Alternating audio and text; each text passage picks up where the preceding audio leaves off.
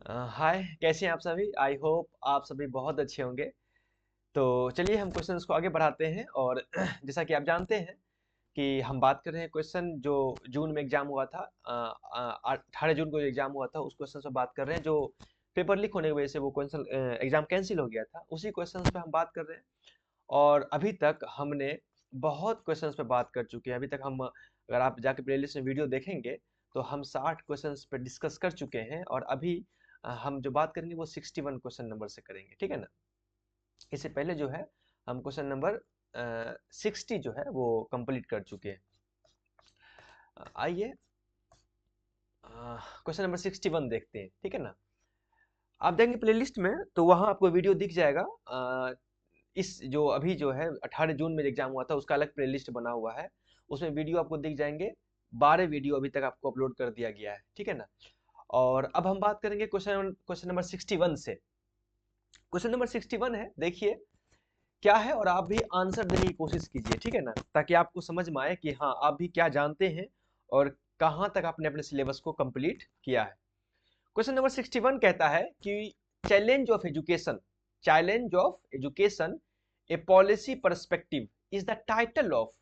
ये जो challenge of education a policy perspective, ये एक टाइटल है, टाइटल एक शीर्षक है। फॉलोइंग डॉक्यूमेंट, कौन से डॉक्यूमेंट का ये शीर्षक है? Challenge of education a policy perspective, ये जो टाइटल है वो किस डॉक्यूमेंट का टाइटल है? आपको पता है किस डॉक्यूमेंट का है? कौन सी पॉलिसी का है या कौन से कमीशन का ये टाइटल है, शीर्षक है? Challenge of education a policy perspective, ये है एनईपी 2020, न्यू एजुकेशन पॉलिसी जो 2020 में बना है, उसी का ये टाइटल है, challenge of education a policy perspective. Clear ना। और उसके बाद एनपीई 1986, एनपीई 1968 और यशपाल कमिटी रिपोर्ट 1992, इसका भी टाइटल है, आप इसको भी याद रखें। आइए मैं बता देता हूं ताकि आप अपने कॉपी में नोट कर लेंगे और फिर किसी एग्जाम में अगर कोई पूछे, कोई ऐसा क्वेश्चन आए तो आपको डील करना आसान हो। जैसे कि पहला था कि a challenge of education a policy perspective. तो ये जो a challenge of education a policy perspective है, is the title of national education policy NEP 2020। ये एनईपी 2020 का टाइटल था। उसके बाद जो एन एन एनपी 1996 का जो है, उसका the programme of action, POA, the programme of action जो है, द प्रोग्राम ऑफ एक्शन जो है वो है the title of national policy on education 1986। जो 1986 में नेशनल पॉलिसी ऑन एजुकेशन बना था, उसका टाइटल था द प्रोग्राम ऑफ एक्शन। इसी को मतलब आगे बढ़ा करके 1992 कर दिया गया था, इसलिए इसको द प्रोग्राम ऑफ एक्शन के नाम से कहा गया। उसके बाद जो है एजुकेशन एंड नेशनल डेवलपमेंट, याद रखिएगा, education and national development, education and national development. ये जो एजुकेशन एंड नेशनल डेवलपमेंट है, ये है title of national policy on education 1968। जो 1968 में जो पॉलिसी बना था, उसका टाइटल है एजुकेशन एंड नेशनल डेवलपमेंट। उसके बाद learning without burden, learning without burden जो है वो टाइटल है यशपाल कमिटी रिपोर्ट का 1992। 1992 में जो यशपाल कमिटी रिपोर्ट आया था, जो रिपोर्ट दिया था, उसका टाइटल था लर्निंग विदाउट बर्डन। तो ये चार अलग अलग टाइटल जो है वो आपके सामने रख दिया गया है। अगर नेक्स्ट एग्जाम में कभी क्वेश्चन पूछे तो आप इसको लिख सकते हैं। Challenge of education a policy perspective, ये एनईपी 2020 का टाइटल है, शीर्षक है। The programme of action, POA, ये 1986 में जो पॉलिसी बना था, नेशनल पॉलिसी ऑन एजुकेशन, उसका है। फिर एजुकेशन एंड नेशनल डेवलपमेंट, जो NPE, national policy on education 1968 में बना था, उसका टाइटल है, शीर्षक है। और लर्निंग विदाउट बर्डन, ये यशपाल कमेटी की रिपोर्ट जो आई थी 1992 में, ये उसका टाइटल है। तो इस तरह से आपका आंसर यहाँ पे जो है challenge of education a policy perspective जो है, इसका ये टाइटल है एनईपी 2020, ठीक है ना। और मैंने बता दिया यशपाल कमेटी रिपोर्ट का है लर्निंग विदाउट बर्डन। उसके बाद उसके बाद जो है NP, national policy on education 1968 का वो है एजुकेशन एंड नेशनल डेवलपमेंट, इसका है education and national development, education education and national development, national development, ठीक है। इसका है learning without burden, learning without burden, without burden, ठीक है। उसके बाद NPE, national policy on education 1968 का जो है वो programme of action, programme of action, POA, ठीक है। इस तरह से अब तो आई होप आप बात समझ गए होंगे। चलिए क्वेश्चन नंबर देखते हैं 62। क्वेश्चन नंबर 62 कहता है the steps involve in establishing split half reliability. आप पढ़े होंगे रिसर्च टॉपिक में, आप पढ़े होंगे स्प्लिट हाफ रिलायबिलिटी। जो स्प्लिट हाफ रिलायबिलिटी है, जो उसको एस्टेब्लिश करेंगे तो उसके स्टेप्स क्या होंगे, स्प्लिट हाफ रिलायबिलिटी के जो हम एस्टेब्लिश करेंगे तो उसके स्टेप्स क्या होंगे, स्प्लिट हाफ रिलायबिलिटी के स्टेप्स क्या होंगे। आपने पढ़ा होगा स्प्लिट हाफ रिलायबिलिटी, उसके क्या स्टेप्स होंगे। तो पहला आप एक बात याद रखें, यहाँ पर आपको एक बात समझ, ये बिल्कुल इजी है, बहुत इजी है, बहुत इजी इस पॉइंट ऑफ व्यू से है क्योंकि आपको मालूम है, आपको ये मालूम है कि पहले हम टेस्ट को एडमिनिस्टर्ड करेंगे, पहले टेस्ट को एडमिनिस्टर्ड करेंगे ना, पहले टेस्ट को एडमिनिस्टर्ड करेंगे। सी नंबर फर्स्ट हो जाएगा आपका, जब सी हो जाएगा तो आपको ये बी जो है ऑटोमेटिक खत्म हो जाएगा, यहाँ डी है तो बी आपका ऑटोमेटिक कैंसिल हो जाएगा। तो पहले हम क्या करेंगे, पहले हम टेस्ट को एडमिनिस्टर्ड करेंगे। जब हम टेस्ट को एडमिनिस्टर्ड करेंगे तब उस टेस्ट को स्कोर करेंगे। सेकेंड स्टेप आपका, फर्स्ट स्टेप ये हो जाएगा और सेकेंड स्टेप हो जाएगा टेस्ट को स्कोर करना, ठीक है ना। जब हम टेस्ट को स्कोर कर लेंगे तब हम उस टेस्ट को दो भागों में डिवाइड कर देंगे, दो भागों में, तब हो जाएगा टेस्ट हाफ्ड। तब उस टेस्ट को दो भागों में डिवाइड कर देंगे। जब उस टेस्ट को दो भागों में डिवाइड कर देंगे तब ईच भाग का, अलग अलग भाग का सब स्कोर आर कैलकुलेटेड, तब सब स्कोर आर कैलकुलेटेड, अलग अलग भाग का स्कोर जो है वो कैलकुलेट करेंगे। जब स्कोर कैलकुलेट कर लेंगे तो दोनों भाग, टू हाफ्स, दोनों भाग के बीच जो है वो कोरिलेशन जो है वो कैलकुलेट करेंगे और ये हो जाएगा 5 स्टेप। तो इस तरह से इसका आंसर हो जाएगा, यानी कि पहला हो जाएगा सी, सेकेंड हो जाएगा डी और थर्ड हो जाएगा बी, और उसके बाद पहला सी, डी, बी और ई, उसके बाद तब ए हो जाएगा। इसका मतलब पहला आंसर हो जाएगा, फर्स्ट आंसर इसका हो जाएगा, फर्स्ट आंसर। यानी कि जब स्प्लिट हाफ रिलायबिलिटी जब एस्टेब्लिश करेंगे तो जब उसके जो स्टेप्स होंगे, उसके जो स्टेप होंगे उसमें पहला स्टेप होगा, पहला as first you administered the test, पहले आप टेस्ट को एडमिनिस्टर्ड करेंगे, पहले तय करेंगे कि टेस्ट को तय करेंगे, उसके बाद उसको स्कोर करेंगे, टेस्ट को स्कोर करेंगे। जो आपने टेस्ट एडमिनिस्टर कर लिया तब इसको स्कोर करेंगे, ठीक है ना, इसको मतलब अंक देंगे। उसके बाद हम उसको हाफ करेंगे, दो पार्ट में डिवाइड कर देंगे, ए और बी, और दोनों हाफ को सब स्कोर करने, इसका भी हम स्कोर निकालेंगे और इसका भी स्कोर निकालेंगे, और दो उसके बाद लास्ट में हम क्या करेंगे, दोनों के बीच जो है वो हम कोरिलेशन निकालेंगे, दोनों के बीच कोरिलेशन, ठीक है ना, दोनों के बीच कोरिलेशन निकालेंगे। तो इस तरह से इसका आंसर हो जाएगा आपका फर्स्ट नंबर। आइए इसको अच्छे से समझ लेते हैं। The correct order of steps, जो करेक्ट ऑर्डर है उस स्टेप्स का involve establishing split half reliability, जो स्प्लिट हाफ रिलायबिलिटी को एस्टेब्लिश करेंगे तो उसका जो करेक्ट ऑर्डर है वो ऑर्डर है, पहला द टेस्ट इज एडमिनिस्टर्ड, पहले टेस्ट को एडमिनिस्टर्ड किया जाएगा, देन टेस्ट इज स्कोर्ड, तब हम टेस्ट को स्कोर करेंगे, ठीक। उसके बाद हम क्या करेंगे, टेस्ट इज हाफ यानी divided into two equal half, दोनों को समान इक्वल हाफ में डिवाइड करेंगे, ठीक। उसका sub score are calculated for each half, दोनों हाफ को कैलकुलेट करेंगे। उसके बाद कोरिलेशन बिटवीन टू हाफ, दोनों हाफ के बीच जो है वो कोरिलेशन निकालेंगे, संबंध निकालने की कोशिश करेंगे, देखेंगे। तो ये है स्प्लिट हाफ रिलायबिलिटी जब एस्टेब्लिश करेंगे तो उसके जो करेक्ट ऑर्डर होंगे, उस स्टेप्स के करेक्ट ऑर्डर होंगे, वो ऑर्डर आपको इस तरह से होंगे। क्लियर? एक बात आप याद रखेंगे यहां पर, क्योंकि एग्जाम में क्वेश्चन आएगा मैच करने वाला, तो आप इस क्वेश्चन को याद रखेंगे जो एग्जाम में क्वेश्चन आ चुका है, वो ये है कि स्प्लिट हाफ रिलायबिलिटी जो है इज ए मेथड, एक तरीका है यूज टू एस्टिमेट करने का, जांचने का। किस चीज को जांचने का? Internal consistency of a test. Test के इंटरनल कंसिस्टेंसी को एस्टिमेट करने का स्प्लिट हाफ रिलायबिलिटी जो है वो एक मेथड है। यानी स्प्लिट हाफ रिलायबिलिटी से हम किसी टेस्ट के इंटरनल कंसिस्टेंसी को एस्टिमेट करते हैं, जांचते हैं, टेस्ट करते हैं। तो इस बात को आप याद रखिए कि स्प्लिट हाफ रिलायबिलिटी में हम टेस्ट के इंटरनल कंसिस्टेंसी को जांचते हैं, एस्टिमेट करते हैं। एग्जाम में क्वेश्चन पूछा, कई बार क्वेश्चन पूछा गया है मैच करने में, ठीक है ना। तो इस तरह से आपका आंसर हो जाएगा ऑप्शन नंबर फर्स्ट, यानी कि पहले हम टेस्ट को एडमिनिस्टर्ड करेंगे, उसके बाद हम उसको स्कोर करेंगे, फिर उसको हम हाफ करेंगे और फिर दोनों हाफ को हम स्कोर करेंगे, उसके बाद फिर दोनों के बीच जो है हम रिलेशन निकालने की कोशिश करेंगे, संबंध निकालेंगे, ठीक है ना। क्वेश्चन नंबर 63, और ये क्वेश्चंस भी एग्जाम पहले हम इसको एक्सप्लेन, मैं पहले इसको एक्सप्लेन कर चुका हूं इस क्वेश्चंस को भी।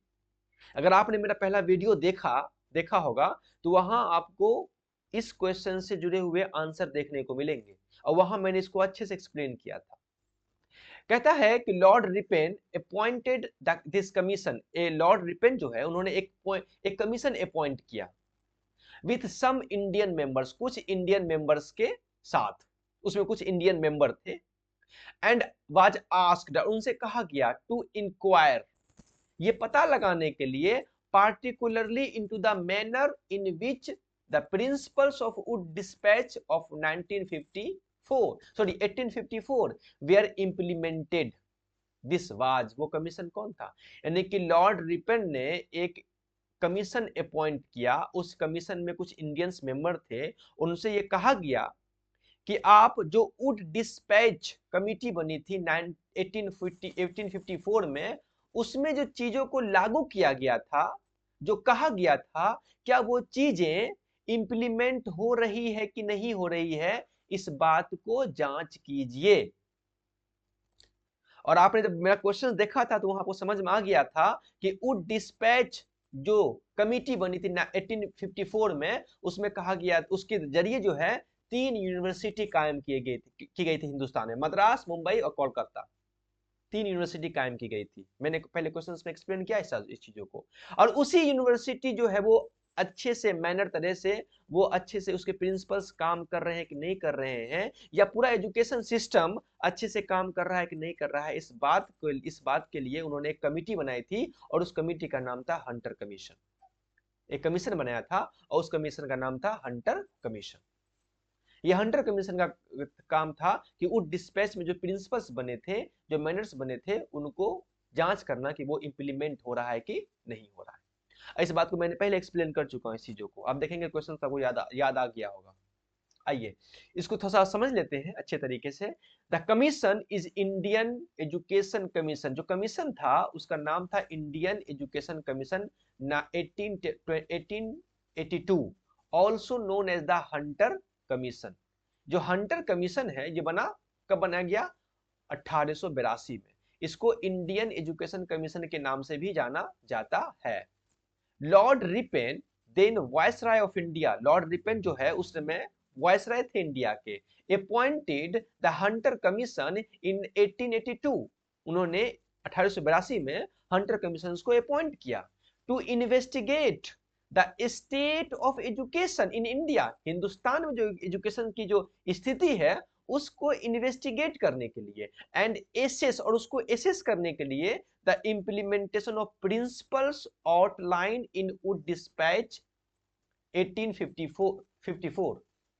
और यह कहा गया कि जो वुड डिस्पैच 1854 में बना था, उसके जो प्रिंसिपल थे, क्या वो इन प्रिंसिपल इंप्लीमेंट हो रहे हैं कि नहीं हो रहे हैं, इस चीज को एसेस करने के लिए, जांच करने के लिए उन्होंने हंटर कमीशन 1882 में बनाया। और उस हंटर कमीशन में हिंदुस्तान के कई सारे लोग थे। The commission had Indian members including Syed Ahmad Khan, उसमें सैयद अहमद खान भी शामिल थे, and was tasked with examine, उनका जो टास्क था, जो काम था, वो था एग्जामिन करना the effectiveness of the education system.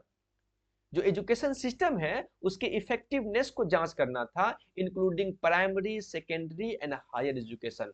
Primary, secondary और हायर एजुकेशन, तीनों क्षेत्र के जो एजुकेशन थे, चाहे वो प्राइमरी हो, सेकेंडरी हो या हायर एजुकेशन हो, तीनों को अच्छे तरीके से वो काम कर रहे हैं कि नहीं कर रहे हैं, उनको एग्जामिन करने के लिए इन कमेटी के लोगों को, इन कमीशन के लोगों को कहा गया। उनका ये टास्क था, ठीक है ना। तो आई होप आप बात को समझ गए होंगे कि वो कमीशन कौन था। वो था हंटर कमीशन 1882। वो था हंटर कमीशन 1882, हंटर कमीशन, जिसका काम था वुड डिस्पैच कमीशन में जो प्रिंसिपल्स बने थे उस प्रिंसिपल्स को देखना कि वो इंप्लीमेंट हो रहा है कि नहीं हो रहा है। Next question 64, question number 64, steps of a statistical test including the following. जो नीचे दिया हुआ है उसमें जो स्टैटिस्टिकल टेस्ट जो होते हैं उसके स्टेप्स क्या है, स्टैटिस्टिकल टेस्ट जो होते हैं उसके स्टेप्स क्या है। आपने रिसर्च पढ़ा होगा, और जब आपने रिसर्च पढ़ा होगा तो आपको मालूम होगा कि हम जो रिसर्च में जो स्टैटिस्टिक्स का इस्तेमाल करते हैं, जब हम डेटा कलेक्ट करते हैं, हाइपोथेसिस फॉर्म करते हैं, फिर हाइपोथेसिस को एक्सेप्ट करते हैं, रिजेक्ट करते हैं, और उसके दौरान जो हम स्टैटिस्टिक्स का इस्तेमाल करते हैं, ये तमाम चीजें आपने देखा होगा। और उसके स्टेप्स पूछा जा रहा है कि उसके स्टेप्स क्या होंगे। तो पहले आप क्या करते हैं, आपको पता है कि पहले जब आप ये काम करते हैं तो पहला आपका काम होता है नल हाइपोथेसिस, स्टेटिंग नल हाइपोथेसिस, यानी नल हाइपोथेसिस आप बनाते हैं, ये आपका पहला काम होता है। You create the null hypothesis. और उसके बाद नल हाइपोथेसिस जब आप क्रिएट कर लेते हैं तब उसके बाद उसको सेलेक्ट करते हैं या रिजेक्ट करते हैं, उसके बाद जो है उसके रिजल्ट को इंटरप्रेट करते हैं। यही होता है ना। तो क्या करते हैं आप, as you first to stating the null hypothesis. तो पहला हो जाएगा आपका फर्स्ट का सी, तो इसका मतलब ये खत्म हो जाएगा, ये आपका खत्म हो जाएगा। जब आप नल हाइपोथेसिस क्रिएट कर लेते हैं तब आप क्या करते हैं, तो उसके बाद आपका काम होता है calculate desired statistics. Calculate desired statistics, calculate desired statistics, यानी उस स्टैटिस्टिक्स को कैलकुलेट करते हैं जो जरूरी है। मतलब आप कैलकुलेट करते हैं डिजायर्ड स्टैटिस्टिक्स को, और जब स्टैटिस्टिक्स को कैलकुलेट कर लेते हैं तब आप उसको क्या करते हैं, comparing calculated statistics with tabulated statistics. यानी आपने अगर रिसर्च बनाया किया होगा तो आपने देखा होगा कि पहले आप नल हाइपोथेसिस क्रिएट करते हैं, ऐसे first you create the null hypothesis, और जब आप नल हाइपोथेसिस क्रिएट कर लेते हैं तो आपको ये पता होगा, उसके बाद आप क्या करते हैं, कैलकुलेट करते हैं क्या, स्टैटिस्टिक्स। अब जो स्टैटिस्टिक्स आपको लगाना है जो जरूरी है, चाहे वो टी टेस्ट लगाएं, फलाना जो आपको लगाना है वो लगा सकते हैं, उसका इस्तेमाल करते हैं। डिजायर स्टैटिस्टिक्स, वो स्टैटिस्टिक्स का इस्तेमाल करते हैं जो आपके लिए जरूरी है, उसको कैलकुलेट करते हैं। तो फर्स्ट ये, सेकंड ये हो जाएगा। और जब आप ये कर लेते हैं तो जो रिजल्ट आता है, जो जो आपको जो जो डिजिट आता है, जो करने के बाद उसको आप टेबुलेटेड स्टैटिक्स से आप कंपेयर करते हैं। आपने रिसर्च किया होगा तो आपने एमएड किया होगा तो आपने देखा होगा कि एक टेबल होता है, उस टेबल में उसके वैल्यू दिए होते हैं, और जो आपका रिजल्ट आता है उस रिजल्ट को उस वैल्यू से आप मैच करते हैं। और जब आप मैच करते हैं तो ये मैच करना हुआ, यानी कि आप कंपेयर करते हैं कैलकुलेटेड स्टैटिस्टिक्स, यानी जो आप स्टैटिस्टिक्स कैलकुलेट किया उसको टेबुलेटेड स्टैटिस्टिक्स से आप कंपेयर करते हैं। और जब आप कंपेयर कर लेते हैं तो उसी के बेस पर आप नल हाइपोथेसिस को या तो रिजेक्ट करते हैं या तो एक्सेप्ट करते हैं, और ये आपका हो जाएगा स्टेप नंबर 4। और उसके बाद क्या करते हैं, इंटरप्रेट द रिजल्ट, उसके बाद रिजल्ट को आप इंटरप्रेट करते हैं, लास्ट स्टेप। तो पहला आपका क्या होगा, एज फर्स्ट सी, पहला सी हो जाएगा, उसके बाद हो जाएगा सेकंड नंबर में हो जाएगा ए, थर्ड नंबर में आपका हो जाएगा डी, और फोर्थ में हो जाएगा आपका ई, और लास्ट में हो जाएगा आपका बी। इसके लिए आपका आंसर हो जाएगा थर्ड नंबर। आप समझ गए, आप बात को अच्छे से समझ गए होंगे। आइए इसको अच्छे समझते हैं। The correct sequence of steps for conducting statistical test. जब आप स्टैटिस्टिकल टेस्ट कंडक्ट करते हैं तो उसका जो करेक्ट सीक्वेंस है उसमें क्या है कि पहला स्टेटिंग नल हाइपोथेसिस, आप नल हाइपोथेसिस बनाते हैं। एज फर्स्ट आप नल हाइपोथेसिस क्रिएट करते हैं। जब आपने नल हाइपोथेसिस क्रिएट कर लिया तो कैलकुलेट स्टैटिस्टिक्स, डिजायर स्टैटिस्टिक्स, यानी कि कैलकुलेट द टेस्ट स्टैटिस्टिक्स, जो स्टैटिस्टिक्स आपको लगा उसको कैलकुलेट करते हैं। सेकेंड, उसके बाद क्या करते हैं, comparing calculate statistics with tabulated statistics, यानी कि कंपेयर करते हैं टेस्ट स्टैटिस्टिक्स को क्रिटिकल वैल्यू और डिस्ट्रीब्यूशन के साथ, जो वैल्यू दिया हुआ होता है या डिस्ट्रीब्यूशन दिया होता है उसके साथ आप उसको कंपेयर करते हैं। द फोर्थ स्टेप, और उसी के बेस पर आप कंपैरिजन के बेस पर डिसाइड करते हैं कि हमको एक्सेप्ट करना है या रिजेक्ट करना है नल हाइपोथेसिस को। और उसके बाद लास्ट में क्या करते हैं, आप रिजल्ट को इंटरप्रेट कर देते हैं। Explain the meaning of the decision, जो आपका डिसीजन होता है उस डिसीजन को एक्सप्लेन कर देते हैं, कि रिजल्ट को आप इंटरप्रेट कर देते हैं। The 5 step clear. इसका आपका आंसर हो जाएगा आंसर नंबर 3rd, यानी कि एज फर्स्ट आप हाइपोथेसिस बनाते हैं, फिर उसको कैलकुलेट करते हैं, फिर उसको टेबल के साथ मैच करते हैं, और फिर उसके बेस पर नल हाइपोथेसिस को सेलेक्ट करते हैं या रिजेक्ट करते हैं, और फिर उसको रिजल्ट को इंटरप्रेट कर देते हैं। क्लियर, आई होप आप बात को समझ गए होंगे। क्वेश्चन नंबर 65, क्वेश्चन नंबर 65, और क्वेश्चन नंबर 65 तो जानते हैं कि कितना आसान क्वेश्चन है। आसान क्वेश्चन क्यों है, इसलिए आसान क्वेश्चन है कि एक तरफ दिया हुआ है लिस्ट और दूसरे तरफ दिया है लिस्ट 1 लिस्ट 2, क्योंकि मैच करने वाला है। और जब मैच करने वाला क्वेश्चन होता है तो अक्सर ये क्वेश्चन मुझे बहुत आसान लगते हैं। क्यों? क्योंकि अगर हम एक दो आंसर भी जाने तो हम तमाम आंसर जान सकते हैं, तमाम आंसर। मैंने, आप जानते हैं जब आपने गाइडेंस एंड काउंसलिंग को पढ़ा होगा तो आपको पता होगा कि नॉन डायरेक्टिव मॉडल जो है वो कार्ल रोजर्स का है। नॉन डायरेक्टिव मॉडल जो है वो कार्ल रोजर्स का है, वो पता होगा इस बात। और जब बी का फर्स्ट हो गया तो देखिए बी का यहाँ फर्स्ट है बी का, और आपका आंसर ये हो गया, टॉपिक खत्म। और scientific inquiry model, scientific inquiry model जो है वो स्कैनमैन का है। Scientific inquiry model Suchman, Suchman scientific inquiry model, scientific inquiry model Suchman का है। और क्रिएटिव मॉडल, क्रिएटिव मॉडल जो है वो गर्डन का है, creative model. And information developing model जो है ब्रूनर का, जेरम ब्रूनर का है। ये information developing model Jeram Brunner का है। इस तरह से इसका आंसर हो जाएगा 4 नंबर, यानी कि फर्स्ट का 4, ए का 4, यानी कि साइंटिफिक इंक्वायरी मॉडल जो है वो स्कैनमैन ने दिया है, साइंटिफिक इंक्वायरी मॉडल ने स्कैनमैन ने दिया है। उसके बाद नॉन डायरेक्टिव मॉडल जो है वो दिया है कार्ल रोजर्स ने, नॉन डायरेक्टिव मॉडल्स। उसके बाद क्रिएटिव मॉडल जो है वो गार्डन ने दिया है, क्रिएटिव मॉडल्स। उसके बाद इंफॉर्मेशन डेवलपिंग मॉडल जो है वो जेरम ब्रूनर ने दिया है, इंफॉर्मेशन डेवलपिंग मॉडल। इसलिए इस तरह से आपका आंसर ये हो जाएगा 4th नंबर। आइए इसको समझ लेते हैं। Scientific inquiry model, scientific inquiry model, Samuel Suchman proposed scientific inquiry model, याद रखिएगा इस बात को। Samuel Suchman proposed scientific inquiry model that emphasized, ये जोर देता है the importance of questioning, observation and experimentation in the learning process. Scientific inquiry model में जो स्कैनमैन ने दिया है, साइंटिफिक सैमुअल स्कैनमैन ने, वो इस बात पर जोर देता है कि जो लर्निंग प्रोसेस है उस लर्निंग प्रोसेस में जो क्वेश्चनिंग होती है, जो ऑब्जर्वेशन होता है, जो एक्सपेरिमेंट होता है, उसके इंपॉर्टेंस पे ये जोर देता है। Scientific inquiry model given by Samuel स्कैनमैन।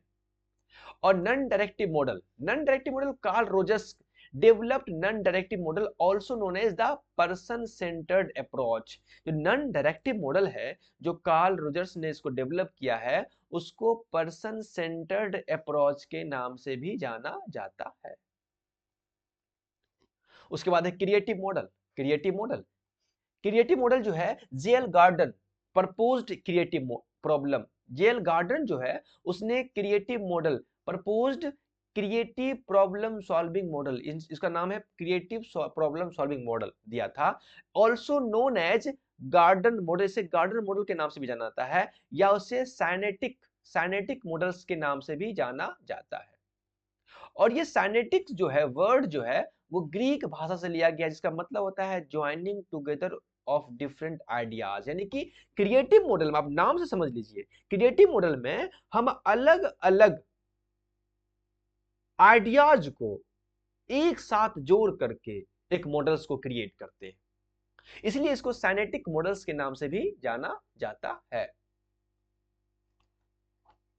Jail garden ने इसको दिया था क्रिएटिव मॉडल्स को।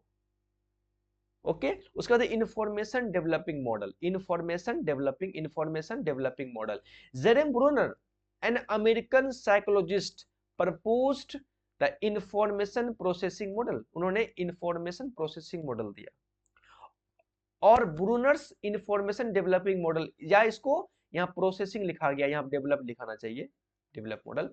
और ब्रूनर्स इंफॉर्मेशन डेवलप मॉडल, इसको ब्रूनर के इंफॉर्मेशन डेवलप मॉडल के नाम से भी जाना जाता है, ब्रूनर्स इंफॉर्मेशन डेवलपमेंट मॉडल के नाम से भी जाना जाता है। इन द 1960s, उन्होंने 1960 में ये मॉडल दिया था। दिस मॉडल डिस्क्राइब, ये मॉडल डिस्क्राइब करता है how people process information and developed understanding. ये इस बात पर जोर देता है, इस बात की व्याख्या करता है कि कैसे लोग जो है इंफॉर्मेशन को और अंडरस्टैंडिंग को डेवलप करते हैं और उसको प्रोसेस करते हैं। ये मॉडल जो है इस बात पर जोर देता है कि किस तरह से एक इंसान, एक व्यक्ति, एक आदमी, लोग जो है, पीपल जो है, वो इंफॉर्मेशंस को प्रोसेस करते हैं और अंडरस्टैंडिंग को डेवलप करते हैं। इंफॉर्मेशंस को प्रोसेस करते हैं और अंडरस्टैंडिंग को डेवलप करते हैं। इंफॉर्मेशन डेवलपमेंटल मॉडल जो है वो इस बात पर फोकस करता है, जेरेम ब्रूनर का। तो आई होप आप बात को समझ गए होंगे कि साइंटिफिक इंक्वायरी मॉडल जो है सैमुअल स्कैनमैन का है, जो बात करता है लर्निंग प्रोसेस में जो क्वेश्चनिंग है, ऑब्जर्वेशन है, एक्सपेरिमेंट है, उसके इंपॉर्टेंस पे जोर देता है। और नॉन डायरेक्टिव मॉडल जो है वो कार्ल रोजर्स का है, उसे पर्सन सेंटर्ड अप्रोच के नाम से भी जाना जाता है। क्रिएटिव मॉडल जो है वो जेएल गार्डन उसने प्रपोज किया है और उसको सिनेटिक मॉडल्स के में भी कहते हैं। इस मॉडल्स का जो मकसद है वो मकसद है अलग अलग आइडियाज को ज्वाइन करना, एक साथ जोड़ना। और इंफॉर्मेशन डेवलप मॉडल जो है वो जेरम ब्रूनर का है और वो ये बात करते हैं कि किस तरह से इंसान इंफॉर्मेशन को प्रोसेस करता है और अंडरस्टैंडिंग को डेवलप करता है, वो इस बात पे जोर देते हैं। तो इस तरह इसका आंसर हो जाएगा आपका आंसर नंबर 4, यानी कि 1 का 4।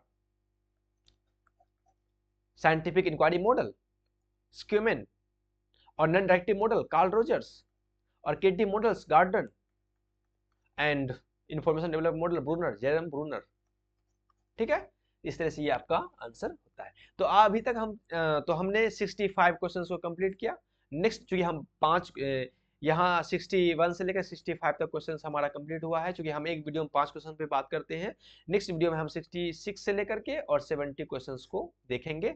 तब तक के लिए क्वेश्चंस को देखते रहें, जहां कुछ सीखने को मिले सीखते रहें, नोट्स बनाते रहें और तैयारी करते रहें। मिलते हैं नेक्स्ट वीडियो में, अपना ख्याल रखें। Okay bye.